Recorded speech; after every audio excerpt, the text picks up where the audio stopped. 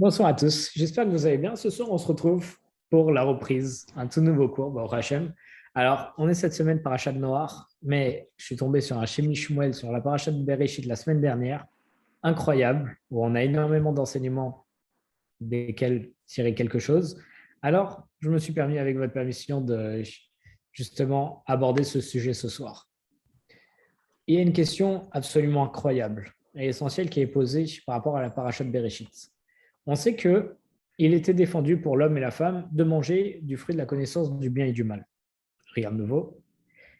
Et en réalité, la femme, elle a dit au serpent qu'on n'avait pas le droit ni d'en manger, ni de toucher aux fruits de peur qu'on en meure. Donc le serpent l'a poussé en lui disant, il a poussé sur le fruit, elle a vu qu'elle ne mourrait pas en le touchant, et finalement ils en sont arrivés à le manger, et ils ont fauté. Et Akadosh Baruch Hu, il a réprimandé la femme parce qu'elle a ajouté sur les commandements d'Akadosh Baruch Hu. Dieu, il avait seulement dit, vous n'avez pas le droit d'en manger. Et elle a ajouté en disant, on n'a pas le droit ni d'en manger, ni de le toucher. Alors, tout de suite, on se pose la question. Si on se dit, OK, elle a rajouté sur les paroles d'Akadosh Baruch Hu, on n'a pas le droit, comme il y a marqué dans les proverbes. Mais on a une Mishnah dans les Pirkei Avot, la première Mishnah, qui nous dit Assoseyag la Torah, fait des barrières protectrices à la Torah, rajoute justement des barrières sur les commandements pour être sûr qu'on ne transgresse pas. C'est ce qu'elle a fait. Elle a rajouté une barrière en disant on n'a pas le droit de toucher. Comme ça, on est sûr qu'on ne va pas en venir à en manger. Et pourtant, elle se fait réprimander. Et là où c'est encore plus insane, où c'est encore plus fou, c'est qu'on voit dans un midrash que c'est Adam Arishon, c'est l'homme, qui lui a dit on n'a pas le droit d'en toucher et de le manger de peur qu'on en vienne à en mourir. Et lui, au contraire, on lui a même fait une louange du fait d'avoir mis une barrière comme ça. Alors, on ne comprend rien. Si on refait l'histoire, c'est l'homme qui dit à la femme on n'a pas le droit de toucher et de manger. La femme qui dit au serpent la même chose. Et la femme, elle est réprimandée puisqu'elle a rajouté qu'on n'a pas le droit de toucher. Mais c'est l'homme qui lui a dit. Et elle se fait réprimander alors que l'homme, il est digne de louange. C'est une bonne question ou c'est pas une bonne question?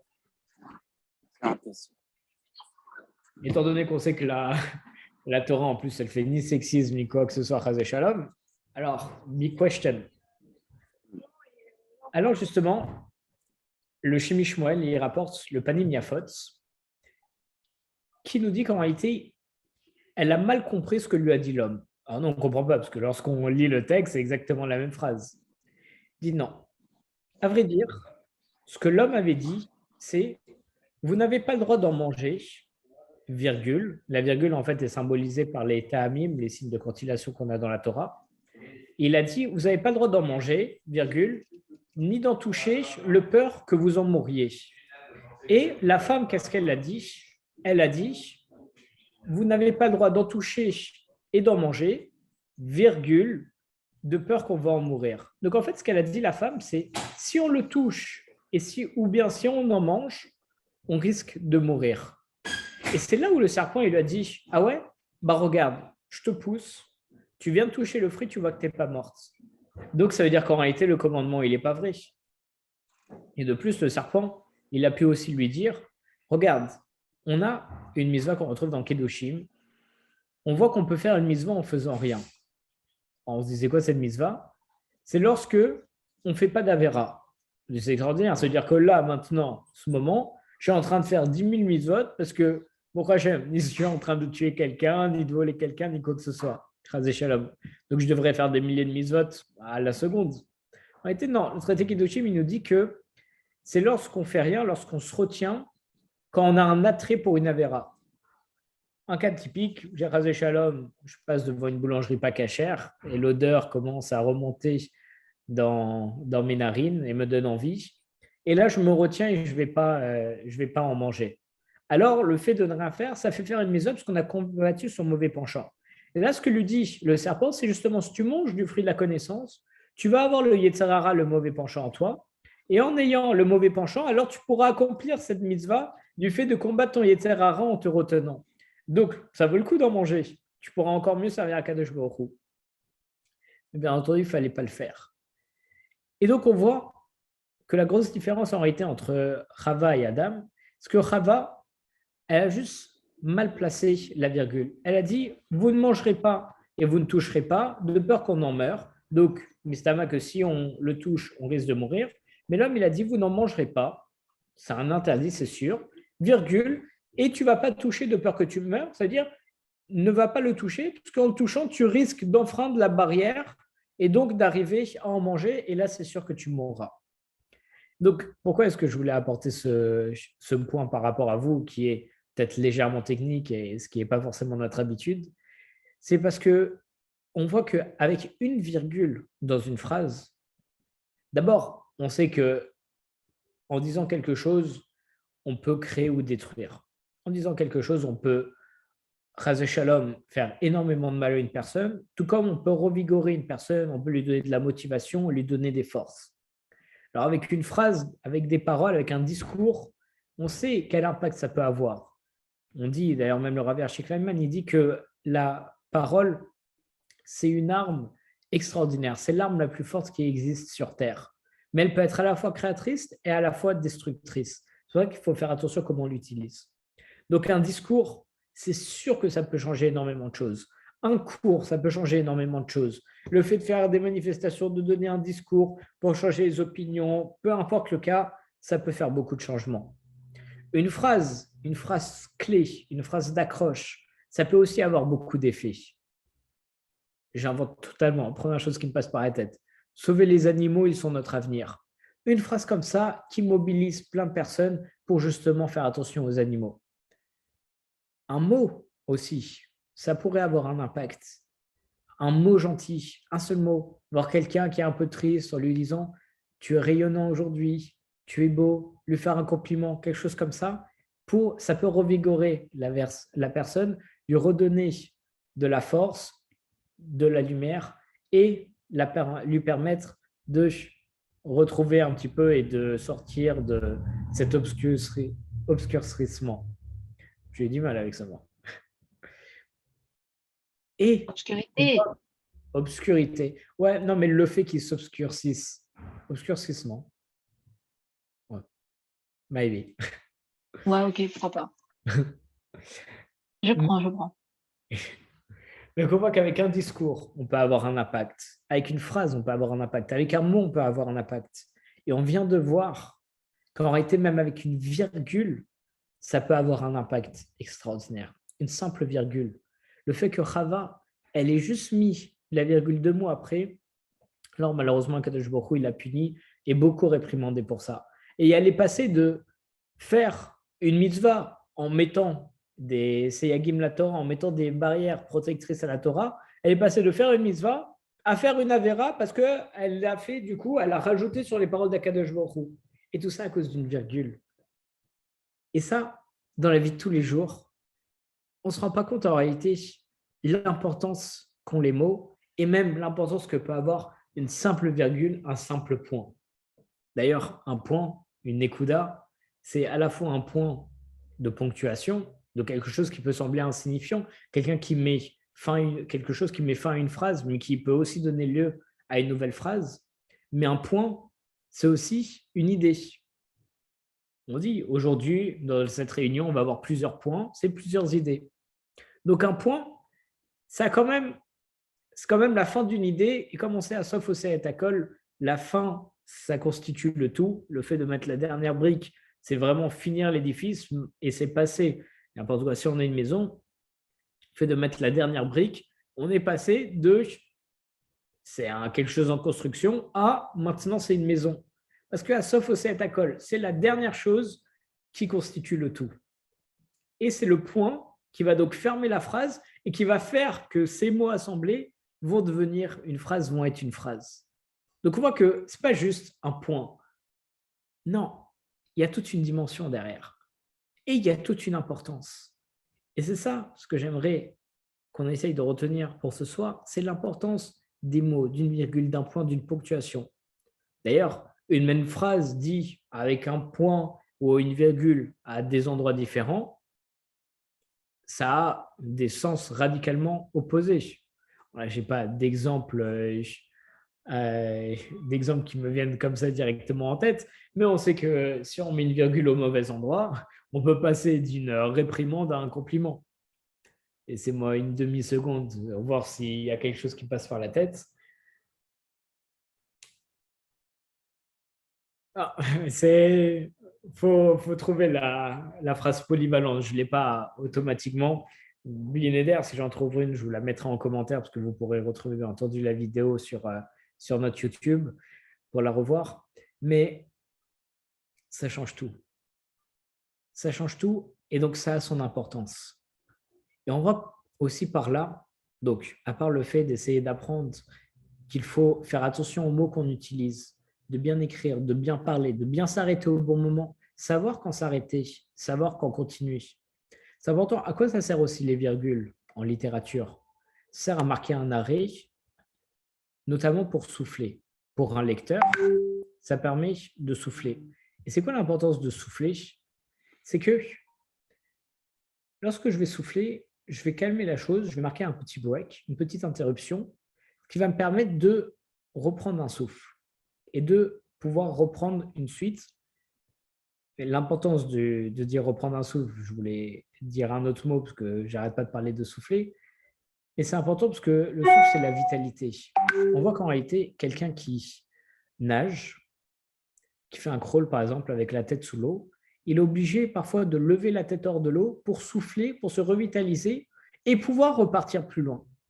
Il pourrait se dire, je ne vais pas perdre cette seconde à sortir la tête hors de l'eau et souffler, mais dans ce cas-là, il s'arrêtera beaucoup plus tôt que celui qui le fait. Donc ça sert à souffler, à s'arrêter un petit moment et repartir. Et cet arrêt, il est très important et parfois il peut être décisif. Je ne sais pas si vous avez remarqué, mais souvent les politiciens, lorsqu'on leur pose une question, ils répètent la question et après ils répondent. Pourquoi est-ce qu'ils font ça? Pour laisser en fait à leur cerveau le temps de mettre toutes les idées en place pour pouvoir répondre. Parce que en répétant ou en soufflant, en s'arrêtant, le cerveau qui va très vite, il va pouvoir faire ses idées, mettre tout en ordre, savoir quoi utiliser, quoi pas utiliser, pour ensuite envoyer à la bouche pour pouvoir sortir. Mais si on ne s'arrête pas pour mettre ça en ordre, alors plus on va parler sans s'arrêter, plus on va commencer à être cafouillis, on va commencer à être balagane dans tous les sens. Ça, si on n'arrive pas à se le matérialiser dans nos têtes, tout simplement, on voit que lorsque je fais une tâche, par exemple du ménage, si je fais, et je ne m'arrête pas et pendant 3 heures, je ne fais aucun arrêt, alors vers la 3e heure, ça va commencer à être mal nettoyé, etc., etc. Mais si je m'arrête un peu, je respire, je bois un verre d'eau et après je reprends, alors là, du début à la fin, le ménage sera plutôt homogène et sera plutôt bien fait. Mais si je m'acharne et que je ne m'arrête jamais dans ce que je fais, je perds mon énergie, je perds ma vitalité et ça sera toujours bâclé à la fin. D'où l'importance de savoir prendre des breaks, de savoir s'arrêter, de savoir respirer, notamment avec les virgules. C'est pour ça qu'on les prend donc en littérature. Et aussi pour délimiter le passage d'une idée à une autre. Parce que si on enchaîne toutes les idées, que ce soit en écrivant ou même en parlant à des amis, si j'enchaîne toutes les idées d'un coup sans point ni virgule, on ne comprendra rien parce que ça ne sera pas structuré. Donc on voit que ça aussi, ça a son importance. D'ailleurs, si je passe d'une idée à une autre et que là, il n'y a pas de délimitation entre les deux, parfois, en prenant la fin de la première idée et le début de la seconde idée, ça crée une 3e idée qui en réalité est pas du tout bonne et qu'on n'aimerait pas du tout, mais qui pourrait être mal comprise par ce manque de structure. D'où l'importance de faire attention à, de temps en temps, respirer, s'arrêter. Savoir s'arrêter, c'est important aussi. Respirer, remettre en cause, prendre du recul, parce que si, lorsqu'on respire et qu'on s'arrête, ça fait qu'on n'est plus en train de parler. Donc, on n'est plus dans l'action. Et si on n'est pas dans l'action, on commence à être spectateur de l'action. En étant spectateur de l'action, on a un point de vue avec du recul, un point de vue extérieur. Et ce point de vue-là, il est toujours très important. C'est pour ça que dans une dispute, toujours les 2 protagonistes pensent qu'ils ont raison. C'est normal, c'est le propre de l'homme. C'est pour ça qu'on demande souvent à une tierce personne, entre guillemets, de départager, parce qu'elle va voir de l'extérieur, elle ne va pas avoir d'intérêt normalement dans la chose. Elle ne veut pas dire non, c'est moi qui ai raison, non, c'est moi qui ai raison. Elle n'est pas dedans, elle n'a pas d'intérêt, donc elle peut dire objectivement qui aurait raison et qui doit faire quoi. Justement, en respirant aussi, ça nous permet de prendre ce recul de s'arrêter et de voir, de devenir cette personne extérieure, cette troisième personne, et de voir quoi faire, quoi dire, comment changer, est-ce que ça marche pas. D'ailleurs, une histoire sympathique que m'a raconté Rav Yosef avant-hier, de mémoire. Il m'avait dit qu'un jour, il y avait un conférencier ou un directeur d'entreprise qui avait fait un Zoom avec toute son équipe. Il y avait des dizaines de personnes. Et il devait faire tout un discours pendant 45 minutes. Il commence à parler. Et comme il y avait du chahut, alors il avait mis tout le monde en mute. Et il continue de parler. Et il parle pendant 45 minutes. Et il ne s'est pas rendu compte que lui aussi s'était mis en mute. Et il a raté toute sa conférence. Il a parlé pendant 45 minutes. Tout le monde lui faisait des signes. Il ne faisait pas attention. Et il a perdu toute la conférence, le pauvre. Par les 45 minutes pour rien, personne ne l'a écouté. On voit que s'il s'était arrêté, s'il avait respiré un petit peu, si juste il vérifie à quoi ressemble son audience, est-ce que les gens ont l'air convaincus, est-ce qu'on voit qu'en réalité ils sont totalement contre nos propos, des choses comme ça, alors il se serait rendu compte de la bêtise qu'il est en train de faire. D'où, encore une fois, l'importance, et là vraiment en cas pratique, de savoir s'arrêter, de mettre une pause et faire les choses donc par étapes. Avancer une étape, s'arrêter un petit peu, avancer une seconde étape, troisième étape. Sinon, on ne pourra pas y arriver, on va s'essouffler, comme on en a déjà parlé. Et ça marche beaucoup pour la teshuva. Parce que lorsqu'on fait teshuva, lorsqu'on veut se remettre dans la religion, il ne faut pas essayer de tout faire d'un coup. Il ne faut pas essayer de sauter les étapes. De se dire, OK, maintenant, j'ai soif d'apprendre, je vais faire de l'agmara. Juste après, tout de suite, je prends une chevruta d'alacha, puis de machin, puis de moussard, puis de trucs. Je veux faire. Non, en faisant ça, tu vas t'essouffler. Parce que tu vas d'abord utiliser toute ton énergie au début. Tu ne vas pas savoir t'arrêter, tu ne vas pas emmagasiner parce que tu fais juste pour faire et ça peut ne pas marcher et breaker. C'est pour ça qu'il faut faire très attention de la manière dont on fait les choses, dont on structure les choses, de la manière dont on parle, de la manière où on s'arrête, où on continue. Parfois, un silence est beaucoup mieux. D'ailleurs, il est écrit dans les Pirkei Avot, si je ne me trompe pas, ou bien dans la Gemara, qu'il y avait un rave c'est les Pirkei Avot. Il dit « Je n'ai rien trouvé de meilleur pour le corps et l'âme que le silence. » Et on dit que la parole est d'argent et le silence est d'or. L'importance du silence, de savoir s'arrêter, de savoir ne pas parler parfois. Ah, tu ne sais pas, ou bien tu risques d'aller trop loin, retiens-toi, ça ne sert à rien de parler. D'ailleurs, Rabbi Yosef Rosenberg m'a toujours dit, c'est mon rave, comme il sait que, d'ailleurs, c'est pas un de l'association, et donc il sait que, bon, Hachem, j'ai l'occasion de donner des cours, il m'a dit, Rav, si on pose une question et que tu ne sais pas répondre, aie la force de dire je ne sais pas. Parce que la plupart du temps, les personnes, même s'ils ne connaissent pas la réponse, ils veulent montrer qu'ils ont des connaissances, qu'ils ont machin, ils disent je ne sais pas, mais par contre, je sais que comme ça, c'est comme ça, comme ça, c'est comme ça. Et parfois, ça n'a rien à voir avec le cas, et parfois, c'est totalement faux, et ça va à contresens de ce qu'on demande. Et il m'a dit, regarde, Rashi, le commentateur, un grand commentateur qui a commenté toute la Gemara, qui a commenté toute la Torah, et parfois dans ses commentaires, il écrit quelques mots qu'il va commenter, il pose une question, il marque « je ne sais pas ». On peut se poser la question, on dit, Rashi, qui est un des plus grands commentateurs, il a commenté quasiment toute la Torah, s'il ne commente pas 2-3 mots sur lesquels il ne sait pas quoi dire, personne ne le verra, personne ne le saura, et il n'a pas besoin d'écrire et d'écrire après je ne sais pas. Il dit non, on voit par Rashi la force de dire je ne sais pas. Il se pose une question, il ne sait pas comment répondre et il le dit. Pas essayer de tourner à droite à gauche, d'inventer des choses, non.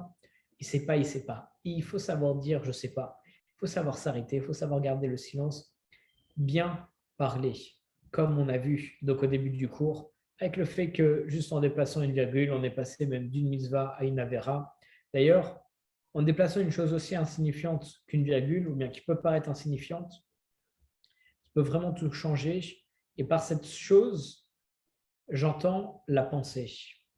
Parce que lorsque je fais une action et que je change juste la pensée, l'action reste la même, alors la chose est totalement différente. Juste pour bien vous expliquer le rapprochement avec la phrase, une phrase c'est la même, mais que je rajoute une virgule à droite ou à gauche, ça peut changer toute la phrase. Par exemple, j'ai trouvé une petite phrase, mais drôle, que j'avais lue un jour. une phrase qui dit « je vais à l'île Maurice ». Donc, si on met juste un point à la fin, je vais à l'île Maurice, je vais dans les belles îles, passer des vacances. Mais si on met une virgule, je vais à l'île, virgule Maurice, parce qu'en réalité, on dit à notre ami Maurice qu'on va aller à l'île qui se trouve en France, et qui est une ville stable dans le nord. Donc, on voit la différence. Rien qu'en mettant une virgule, on passe des plages, de la mer turquoise, à juste une ville française dans le nord, par ce changement de virgule. Donc, on voit que la phrase est la même, et avec la virgule, on change totalement de sujet. Ben, c'est la même chose. Lorsqu'on fait une action, l'action est la même, mais si je change ma pensée, alors c'est totalement différent. Si je vais donner de l'argent à quelqu'un dans la rue pour l'aider, alors là, ça sera une très grande mitzvah. Maintenant, si je vais donner de l'argent à quelqu'un dans ma vue, en ayant la pensée en me disant « Ah, j'espère que j'ai des amis qui vont passer à côté, comme ça ils vont me voir et je vais les impressionner », alors là, ce n'est pas une mitzvah, c'est même peut-être une avéra, chas de shalom, parce qu'on aide la personne, mais pas pour l'aider, c'est juste par notre orgueil. Et chas de shalom, ça change tout. D'ailleurs, pareil, si on est Shabbat, on a notre femme qui est à 2 doigts d'accoucher, alors on peut se dire, allez, je vais prendre la voiture pour l'emmener à l'hôpital, ce qui est permis. Sauf qu'il y a 2 possibilités. Soit on a la marche avant, on a la pensée d'amener notre femme à l'hôpital et transgresser Shabbat, mais pour sauver sa vie et la vie de l'enfant, alors là, oui, c'est une mitzvah et on est obligé de le faire. Maintenant, si j'ai la pensée quand été, ah non, je vais prendre la voiture, mais parce qu'en vrai de vrai, c'était mon kiff de prendre la voiture et j'en profite. Je suis dans un cas particulier où Shabbat, j'ai le droit de transgresser, alors j'en profite. Oh là, non, on n'est pas du tout sur la bonne idée.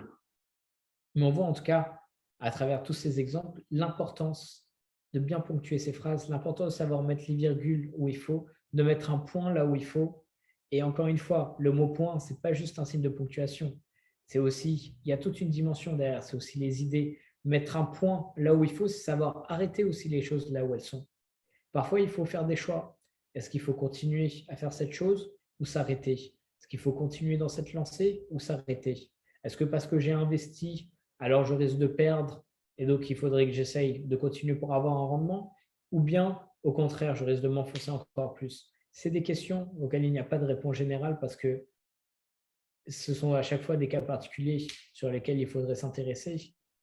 Mais une chose est sûre, s'arrêter, respirer, mettre un break, prendre un silence, savoir prendre son temps, se retirer, c'est toujours bénéfique et ce sont des bonnes midotes. Ça revient un petit peu aussi à la midote de la patience, ça revient au fait d'être posé, de ne pas courir dans tous les sens. D'ailleurs, Rav Yosef, excusez-moi, je parle énormément de lui ce soir, il m'a rapporté une parole du Chafetz Chaim, non pas du Chafetz Chaim, c'était de... je retrouverai le nom du Rav. Il m'avait dit qu'il avait un enseignement tel que si lorsqu'un homme répond à quelqu'un, lorsqu'on lui pose une question, il a toujours 3 lignes directrices avec ses intérêts. La première ligne, c'est il va te répondre selon ses intérêts. S'il n'a pas d'intérêt dans la chose, alors il va te répondre pour montrer qu'il est capable de répondre et montrer qu'il est intelligent. Et s'il ne veut répondre ni pour ça ni pour ça, alors en réalité, il va te répondre rapidement juste pour te renvoyer et en finir avec cette histoire. Alors bien entendu, ça ne s'adresse pas à tout le monde en général.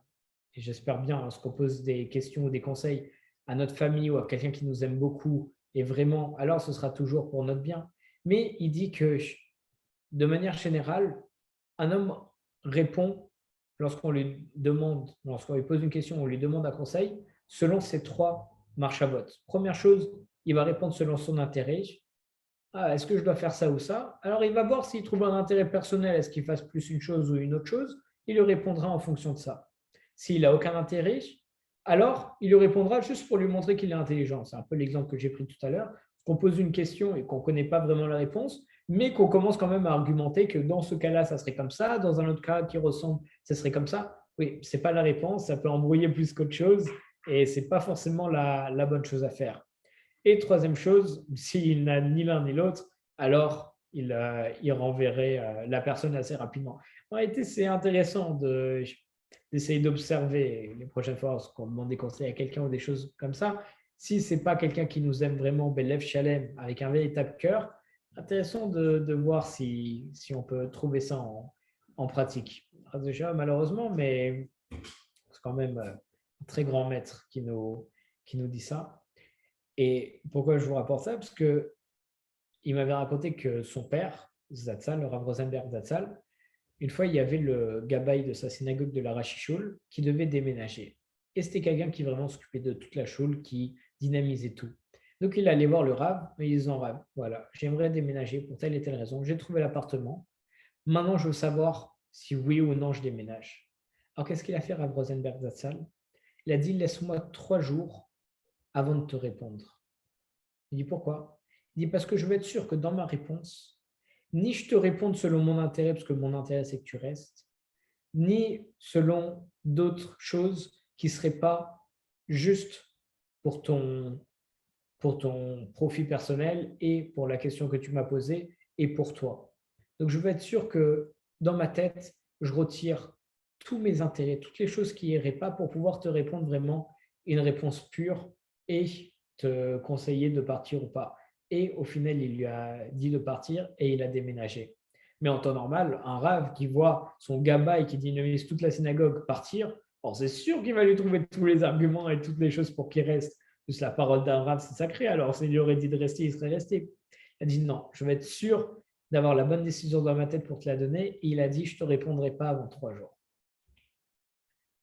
De plus, le fait de bien être droit dans ses idées, on voit, d'ailleurs, c'est ce qu'on a étudié dans le traité Ketubot il n'y a pas longtemps. Il me semble que c'est au DAF 104 ou 106, si je ne vous dis pas de bêtises.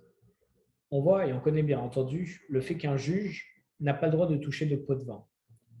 Mais on voit des autres cas où s'il y a quelqu'un qui a l'habitude d'emmener, je dis n'importe quoi, tous les vendredis du poulet à un ami, et un jour, il reçoit le poulet de son ami le jeudi. Alors il va le voir, il dit, pourquoi tu m'as emmené le jeudi et pas vendredi?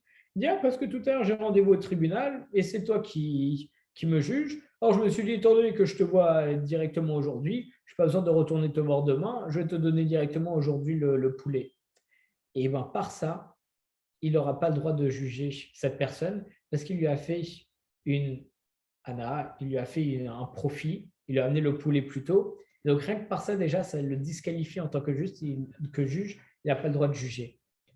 Et donc chaque petite chose qui pourrait faire penser la balance plus d'un côté que de l'autre et qui serait en réalité unfair, qui serait injuste, alors c'est totalement interdit, c'est prohibé par la Torah. Même le fait que, naturellement, le gars, chaque semaine, il lui amène des poulets, mais là, il lui a fait un jour avant, même si le gars n'avait pas une pensée en disant je fais ça, comme ça va faire pencher la balance. Non, ça m'évite de faire un aller-retour pour rien, je te vois aujourd'hui, alors je te l'amène. Maintenant, rien que pour ça, et même pour ça, ça disqualifie son ami totalement pour pouvoir le juger.